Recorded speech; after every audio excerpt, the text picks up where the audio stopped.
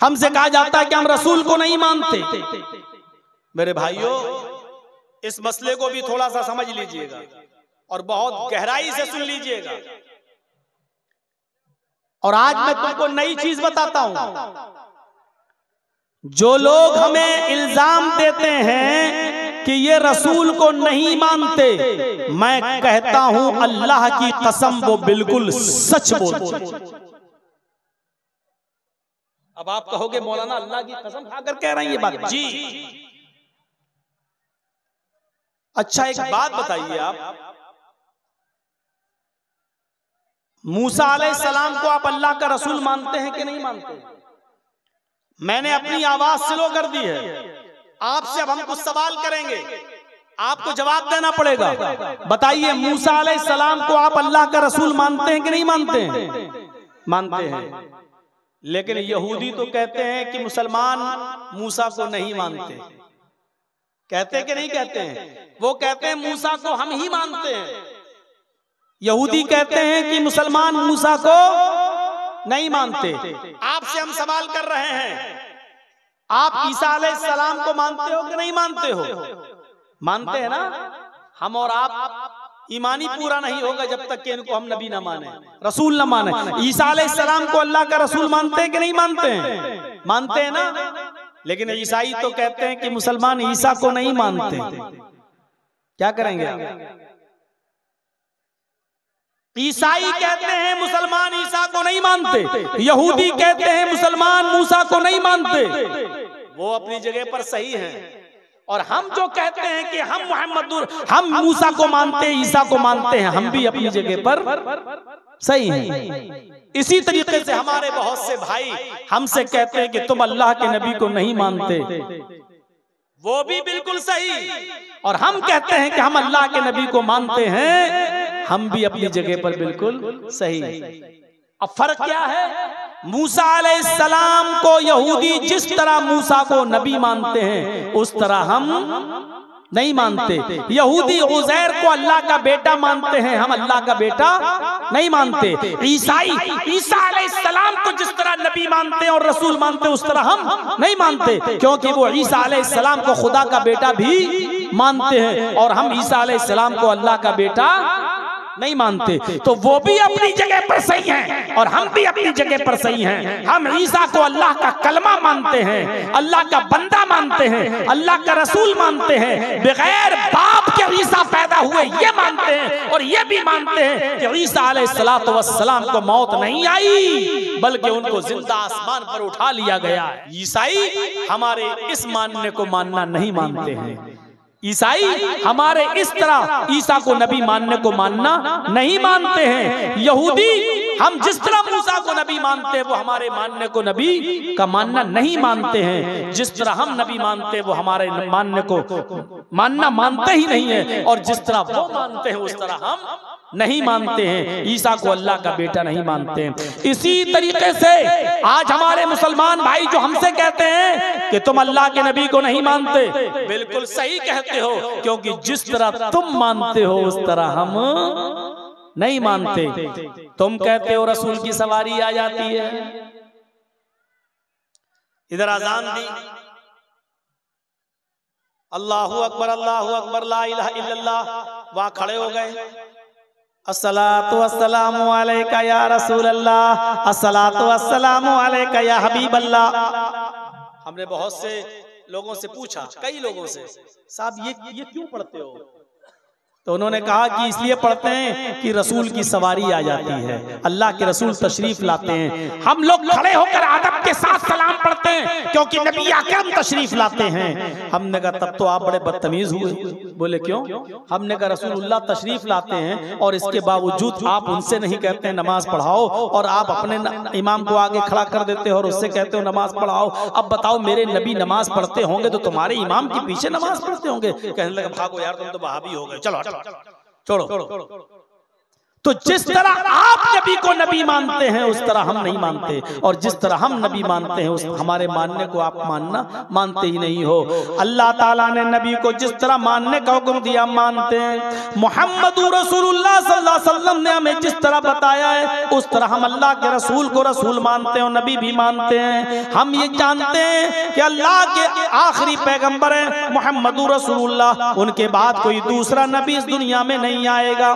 हम ये भी मानते हैं कि कयामत के दिन सारी दुनिया परेशान होगी, आदम के पास जाएंगे मेरी सिफारिश कर दो, आदम अलैहिस्सलाम कहेंगे मैं इस लायक नहीं हूँ, वो नूह अलैहिस्सलाम के पास जाएंगे हमारी सिफारिश कर दो, नूह अलैहिस्सलाम भी मना कर देंगे हम सिफारिश के लायक नहीं हैं। वो जकरिया यहया याकूब सबके पास जाएंगे और सारे नबी मना कर देंगे। वो मूसा और ईसा के पास भी जाएंगे, ये भी मना कर देंगे, और सारे नबी मिलकर कहेंगे मुहम्मदुर रसूलुल्लाह के पास जाओ। तब ये सारे लोग नबी अकरम के पास आएंगे और अल्लाह के नबी सल्लल्लाहु अलैहि वसल्लम से कहेंगे हमारे लिए अल्लाह से सिफारिश करवा दीजिए, हमारे लिए अल्लाह से शिफाअत करवा दीजिए। तब अल्लाह के नबी सल्लल्लाहु अलैहि वसल्लम सजदे में गिर जाएंगे। हदीस के अल्फाज सुनिए, अल्लाह के नबी सजदे में गिर जाएंगे, अल्लाह की हम्दो सना बयान करेंगे जितनी अल्लाह चाहेगा, जो अल्लाह उनके मुंह से निकलवाएगा वो निकालेंगे। उसके बाद आवाज आएगी गैब से, अल्लाह पुकारेगा, आवाज आएगी इरफा रासक, आए मोहम्मद सल्लल्लाहु अलैहि वसल्लम अपना सर उठाओ। अल्लाह के नबी सजदे से अपना सर उठाएंगे, अल्लाह कहेगा सल, आए नबी मांगो क्या मांगते हो, तो जो मांगोगे तुम्हें दिया जाएगा, जो मांगोगे तुम्हें नवाजा जाएगा। आए मोहम्मद सल्लल्लाहु अलैहि वसल्लम मांगो, अल्लाह को पुकारो, अल्लाह से मांगो क्या मांगते हो, सल तो जो मांगोगे तुम्हें दिया जाएगा। वशफी तो शफा, अगर सिफारिश करना चाहो तो सिफारिश भी करो, जिसकी शिफात करोगे कबूल की जाएगी। आप सिफारिश कीजिए, शिफात कबूल की जाएगी। अल्लाह के नबी फरमाते हैं उस वक्त मैं गुनाहगार उम्मतियों की सिफारिश करवाऊंगा, और मैं तो चाहूंगा कि सब बख्श दिए जाएं, लेकिन ये अल्लाह की मर्जी पर मौकूफ है। अल्लाह जितनों को चाहेगा बख्श देगा, अल्लाह जितनों को चाहेगा उनको बख्श देगा। तो अल्लाह ताला मेरी सिफारिश कबूल फरमाएगा। फरमाया अल्लाह के नबी सल्लल्लाहु अलैहि वसल्लम ने, इन्नी फरतुकुम अलल हौज, मैं हौज़े कौसर पर बैठा हूँगा, तुम्हारा मीरे कारवा हूँगा, तुम्हारे तो हौज़े कौसर पर बैठूंगा और तुम्हारा इंतजार करूंगा। वो हौज़े कौसर जिसका पानी बर्फ से ज्यादा ठंडा, बर्फ से ज्यादा ठंडा और शहद से ज्यादा मीठा और दूध से ज्यादा सफेद होगा, वो पानी होगा हौज़े कौसर। फरमाया मन शरिब लम यज़मा बादा, जो एक बार मेरे हाथ से पानी पी लेगा अर्शे महशर में, अरसे महशर में फिर उसको प्यास न लगेगी। मन शरिबा लम यज़मा अबदा, जो एक बार मेरे हाथ से पानी पी लेगा उसको 50,000 साल के उस दिन में, पूरे दिन में फिर प्यास नहीं लगेगी। लोग आते जाएंगे पानी पीते जाएंगे, लोग आते जाएंगे पानी पीते जाएंगे, लोग आते जाएंगे पानी पीते जाएंगे, मैं हर आने वाले को पानी पिलाता जाऊंगा। एक कौम आएगी, एक जमात आएगी, जब वो मेरे पास पानी पीने के लिए दौड़ कर आ रहे होंगे, तुम युहालु बैनी व बैनहुम, तो फरिश्ते मेरे और उनके दरमियान एक दीवार खड़ी कर देंगे, एक ओट लगा देंगे, उनको मेरे करीब नहीं आने देंगे। मैं उन फरिश्तों से कहूंगा आने दो, इन्नहुम उम्मती, ये तो मेरे उम्मती हैं, मैं इनको आज़ाए वुजू की चमक से पहचान रहा हूँ, मैं इनको वुजू के आज़ा की चमक से पहचान रहा हूँ, ये मेरे उम्मती हैं, इनके आज़ाए वुजू चमक रहे हैं, इनको आने दो, इनको मेरे हाथ से पानी पीने दो। फरिश्ते फिर कहेंगे आए मोहम्मद सल्लल्लाहु अलैहि वसल्लम, ये आपके हाथ से पानी नहीं पी सकते हैं, आप इनको पानी नहीं पिला सकते हैं। फरमाएंगे अल्लाह के नबी क्यों?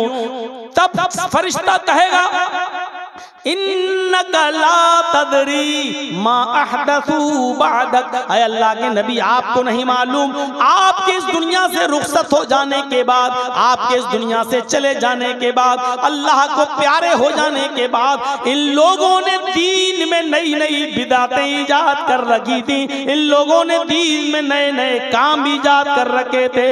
आपके दुनिया से रुखसत हो जाने के बाद इन्होंने दीन में नई नई खुराफातें ईजाद कर ली थी, नई नई चीजों को दीन समझ के करने लगे थे।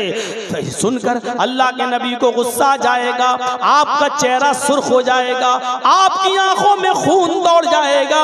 ये लोग मेरे दीन को बदलने वाले हैं, कहा जाएगा। हाँ, तब अल्लाह के नबी फरमाएंगे सोहकन सोहकन लिमन गय्यर दीनी, दूर कर दो इनको, दूर कर दो इनको मेरी आंखों के सामने से, इसलिए कि इन्होंने मेरे दीन को बदल दिया था, मेरे दीन को इन्होंने चेंज कर दिया था।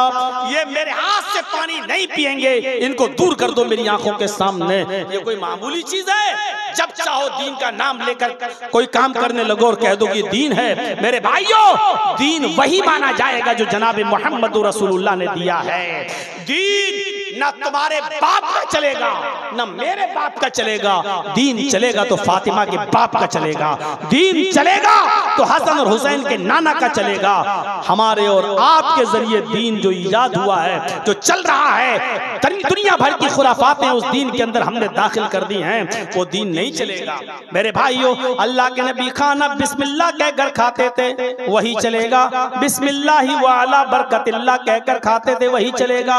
अब पूरा कुरान पढ़ के खाना चाहो तो नहीं खा सकते, ये दीन नहीं है। अब उसको नाम फातिहा दे दो, कुल दे दो, कुछ और दे दो, ये सब तुम्हारी खुराफातें हैं, दीन का इससे कोई ताल्लुक नहीं है। मेरे भाइयों, इन तमाम चीजों को छोड़ देना चाहिए और इन बिदअतों से हमें परहेज करना चाहिए, वरना कयामत के दिन हमें नबी अकरम सल्लल्लाहु अलैहि वसल्लम के हाथों से पानी भी पीने को नहीं मिलेगा। हमारी माँ बहनों को भी चाहिए कि शरीयत पर अमल करें, शरीयत पर अमल करें, मोहम्मद रसूलुल्लाह से मोहब्बत करें। वरना अल्लाह के नबी सल्लल्लाहु अलैहि वसल्लम ने यह भी फरमाया कि जब मुझे मेराज हुई और मुझे जहन्नम दिखाई दी, जब मैंने जहन्नम में देखा तो मुझे जहन्नम में औरतों को सबसे ज्यादा जलते हुए देखा। मेरी बहनों, औरतें जहन्नम में सबसे ज्यादा जलती हुई क्यों न दिखें? तू तड़ाक करने वाली औरत, शौहर की नाफरमानी करने वाली औरत, मेकअप करने वाली और मेकअप को भी बनाओ सिंगार को भी गैर मर्दों के लिए करने वाली औरत। मेरे भाइयों, फरमाया सहाबा ने, अय अल्लाह के सहाबियात ने पूछा, औरतों ने पूछा, कुलना व बिमा या रसूलल्लाह, अय अल्लाह के नबी, औरतें जहन्नम में सबसे ज्यादा क्यों जलती हुई दिखाई दी? औरतें क्यों गईं? तो फरमाया तकफुरन तुकसिरन लान व तकफुरन लाशीर, तुम लानो तान ज्यादा करती हो और अपने शौहरों की नाफरमानी, अपने पति की नाफरमानी ज्यादा करती हो।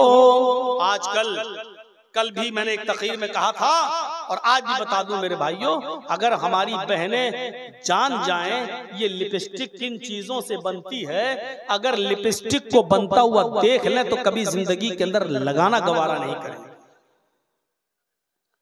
ये लिपस्टिक इतनी गंदी गंदी चीजों से मिलकर बनती है और इस लिपस्टिक की हिफाजत के लिए कि कुछ दिन तक ये खराब ना हो, इसमें अल्कोहल डाला जाता है। अल्कोहल, बगैर अल्कोहल के लिपस्टिक टिकी नहीं सकती है। और आप देख लीजिए, किसी औरत की पुरानी लिपस्टिक को उठाइए, 2.5-3 साल पहले उन्होंने लिपस्टिक खरीदी हो, उस पुरानी लिपस्टिक का ढक्कन खोलकर आप उसको सूंघिए तो उसकी बदबू आप सूंघ नहीं पाएंगे। इस लिपस्टिक में तेजाब भी मिलाया जाता है,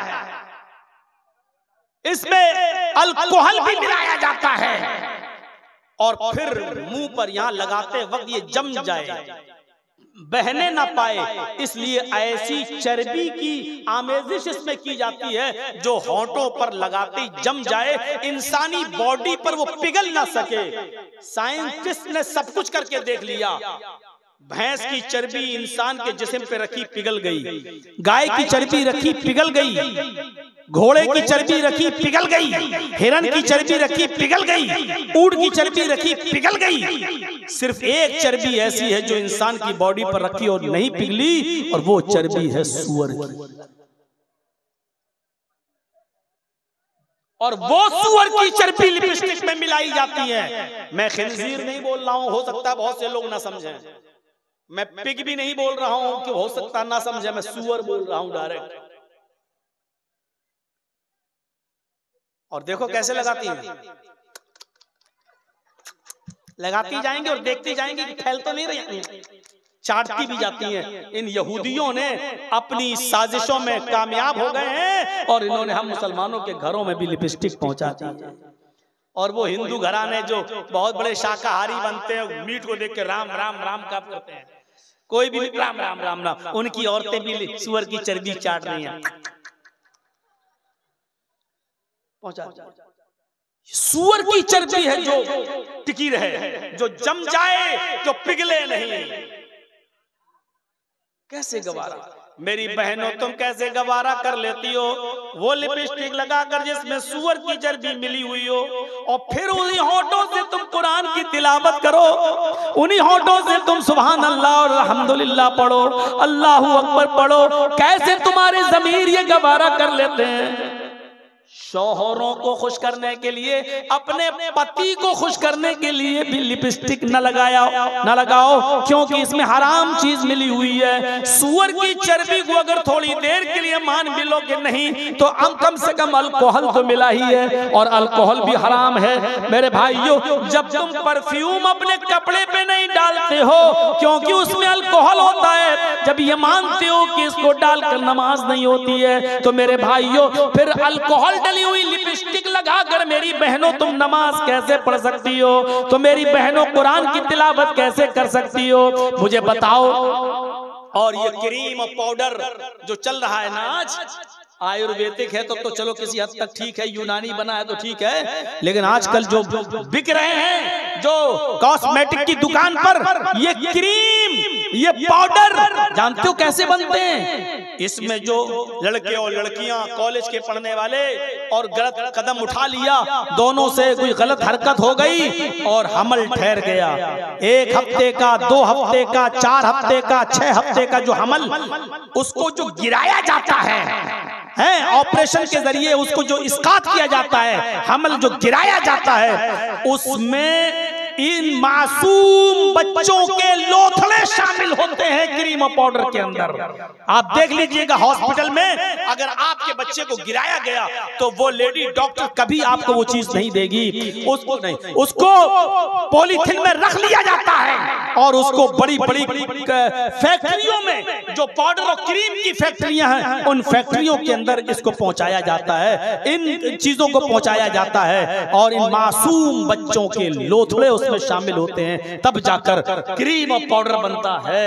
1885 के अंदर एक फिल्म बनी थी, 1885 के अंदर उसमें दिखाया गया बाकायदा, उसने तौबा की है, वो यहूदी था, उसने बताया कि हमारी फैक्ट्री है और इस फैक्ट्री को हम चलाते हैं, क्रीम और पाउडर कैसे बनाते हैं। बाद में वो इस्लाम लाया और इस्लाम लाने के बाद उसने तौबा भी की, और तौबा करने के बाद उसने उस फिल्म के अंदर दिखाया, उसने अपनी पुरानी एक हरकत दिखाई, उसने दिखाया कि 12 हफ्ते का 12 वीक्स 12 हफ्ते का एक बच्चा जिसमें जान डाल दी गई थी, अभी वो 12 हफ्ते का मतलब ये हुआ 3 महीने का, 3 साढ़े 3 4 महीने का बच्चा पेट में था और किसी वजह से उसको गिराना पड़ रहा था।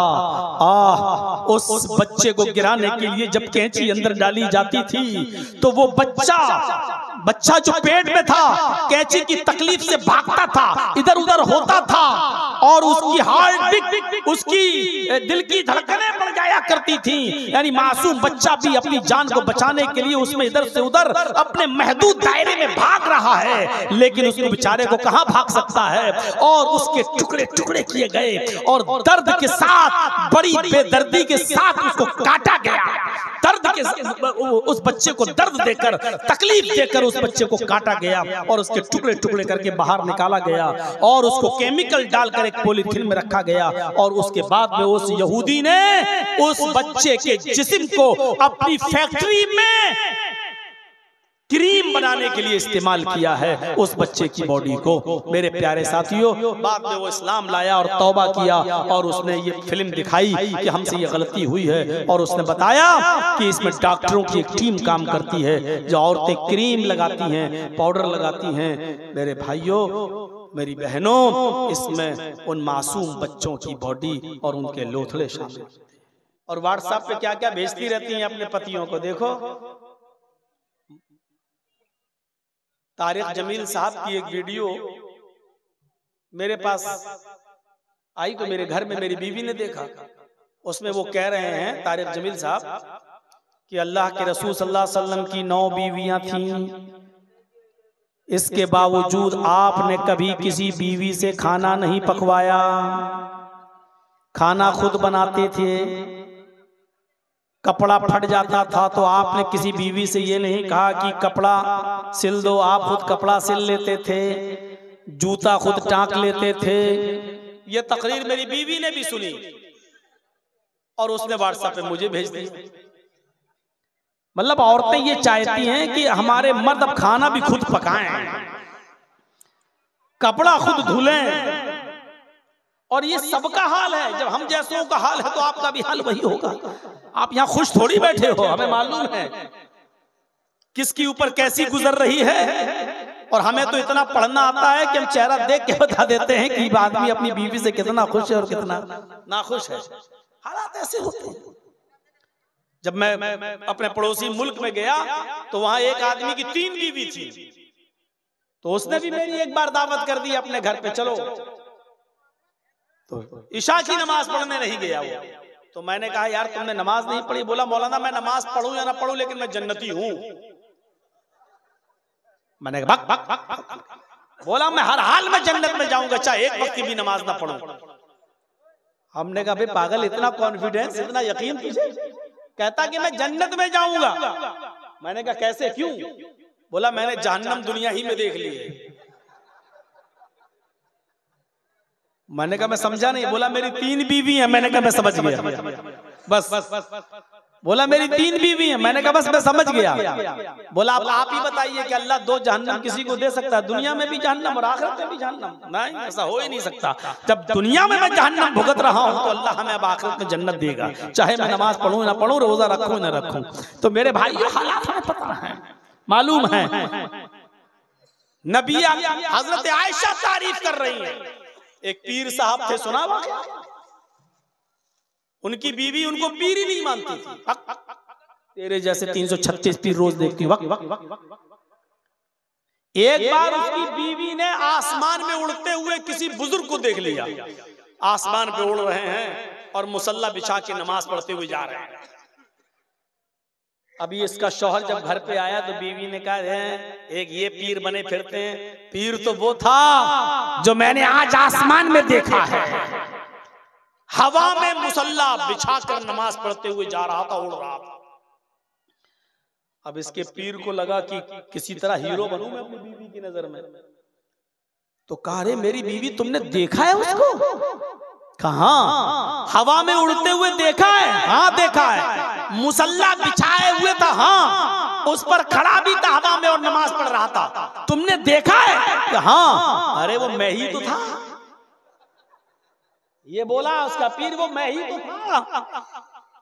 अब बीवी को लगा, कमीना ये यही था, तो अब क्या करूं? तो कहने लगी, हाँ मुझे लगा कि तुम ही थे। क्या मतलब? इसीलिए तिरछे तिरछे उड़ रहे थे, टेढ़े टेढ़े उड़ रहे थे, तुमसे तो सीधा उड़ा भी नहीं जा रहा था, हैं? फिर भी कमी निकाल दी। अभी तारीफ कर रही थी, जब सुना ये तो मेरा ही आदमी, तो कहने लगी वो तो टेढ़े टेढ़े उड़ रहे थे, तिरछे तिरछे, किबला इधर था तुम उधर उड़ रहे थे। कमी निकाल दी। उसने कहा ऊँट रे ऊँट, तेरी कौन सी कलसी थी अभी औरत, तेरी कौन सी फितरत, क्या तुझे समझूं और क्या तुझे मानूं। मैं तो सोचा था क्या मेरी ताई, अब मैं हीरो बन जाऊंगा तेरी नजर में, फिर भी तूने कमी निकाल दी, फिर भी तूने कमी निकाल दी। मेरे प्यारे साथियों, गौर करो, हजरत आयशा से सीखना चाहिए हमारी औरतों को, हमारी बहनों को, हमारी माओं को, हमारी कौम की बेटियों को, कि वो किस तरीके से तारीफ कर रही हैं। ली शम्सुन वलिला बाकी शम्सुन शम्सी खैरुम मिन शम्सी समाई। तुम्हारा सूरज है और एक मेरा सूरज है, मेरा सूरज तुम्हारे सूरज से बेहतर है। इन्न शम्स ततलू बादा फजरिन, तुम्हारा सूरज फजर के बाद निकलता है। शम्सी ततलू बादल इशा, और मेरा सूरज इशा के बाद मेरे बिस्तर पे आता है। ये तारीफ कर रही है हजरत आयशा रज़ी अल्लाह ताला अन्हा। तो अहमद नाम भी आया है, अहमद अहमद पितुष्परी में धामृत से जगरब अहम सूरैवाजनी। अहमद पिता समान है, बाप की तरह है। सबसे पहले उन्होंने कुर्बानी दी और अल्लाह से, ईश्वर से कहा मुझे सूरज की तरह बना दे, मुझे सूरज की तरह चमका दे, मुझे पूरी दुनिया के लिए सूर्य बना दे। यानी जैसे सूरज की रोशनी सबको पहुंचती है, ऐसी मेरी रोशनी भी सबको पहुंचा दे, मेरा इल्म मेरी तालीम भी सबको पहुंचा दे, हर घर तक इस्लाम पहुंच जाए। ये अहमद नाम भी आया है। वो अनल माही, तीसरा नाम माही, यमहुल्लाहु बिल कुफ्र, माही का मतलब मिटाने वाला। अल्लाह के नबी फरमाते अल्लाह मेरे जरिए कुफ्र को मिटाएगा। यमहुल्लाहु बिल कुफ्र, अल्लाह मेरे जरिए कुफ्र को मिटाएगा, गुनाहों को मिटाने वाला, ये भी मेरा नाम है माही। ये नाम भी वेदों में आया है। तथस्तु शंभल गिरा में सोत स्वाजी जात मंगलाचार्य बहुला पापिता विभज्जता। तथस्तु शंभल गिरा में सोत स्वाजी जात, शंभल गिराम में अंतिम ऋषि आएगा, आखिरी नबी शंभल गिराम में आएगा। शंभल गिराम ये मुरादाबाद वाला संभल मत समझ लेना। शंभल संस्कृत में शंभल के माना होते हैं शांत, और गिराम मानी गांव। तो क्या मतलब होगा? शंभल गिराम शांति वाला गांव। अरबी में शांति वाले गांव को अगर ट्रांसलेट करोगे तो क्या करोगे? अल बलदिल अमीन। अल बलद मानी शहर और अमीन मानी अमन वाला। अब शंभल गिराम शांति वाला गांव, और अरबी में कहना हो तो क्या कहोगे? अल बलदिल अमीन, अमन और शांति वाला शहर। तो अब देखिए अल्लाह के नबी कहाँ आए? अल बलदिल अमीन में आए। कहाँ आए? मक्के में आए। तो वेदों ने क्या कहा है? आखिरी नबी मोहम्मद कहाँ आएंगे? शंभल गिराम में आएंगे, शांति वाले गांव में आएंगे, यानी अल बलदिल अमीन में मक्के में आएंगे। मोहम्मद रसूलुल्लाह कहाँ आए? मक्के में। हिंदू भाइयों, बहुत सोचने की जरूरत है। तुम्हारी किताब नाम बता रही है, अब तुम्हारे यहाँ शंभल गिराम कोई ना हो तो हम क्या करें? सूरज रोशनी दे रहा है, चमगादड़ ही अंधा हो जाए ना दिखे तो इसमें सूरज का क्या कसूर है?